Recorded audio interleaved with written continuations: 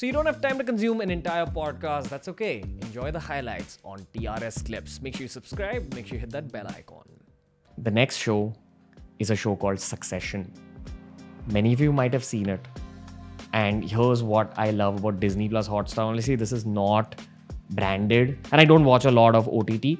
But Succession, in terms of filmmaking, in terms of writing, in terms of camera work, is absolutely up there. Lots of you might have heard of the show, seen the show. What you guys don't know is that it's kind of like what the world of business becomes when you're not at the beginning of your business career, when you're at the middle point, and when you're in the advanced stages of business. The kind of people dynamics that come in, the kind of emotional equations that come in, the kind of traumas, the kind of challenges that come in. Succession deals with all that. Succession is supposedly based on someone called Rupert Murdoch, who is one of the world's biggest media mogul. I think he's the biggest media mogul. And it's about how he's coming to the end of his life and the end of his career. And he's figuring out who will succeed him as the CEO of his company. Which of his 4 hyper-competitive kids will win that battle. That's what the entire show is about. It's a very high-end show. It's shot in Manhattan primarily. And watching this show puts you in that world of rich Manhattan. Manhattan is the richest part of New York City.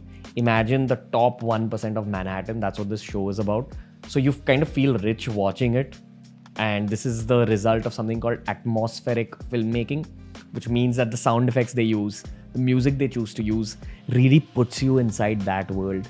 Also, the key to be noted about Succession is that it's got something called rewatch value, which means that if you watch it the second time, if you watch it the third time, you'll actually pick up even more details about the show. And they say that great filmmaking, great show creation is all about stories, but it's also heavily about characters. And I personally believe that Succession doesn't have an out-of-the-world story. It's got a good story arc. Different cool things happen.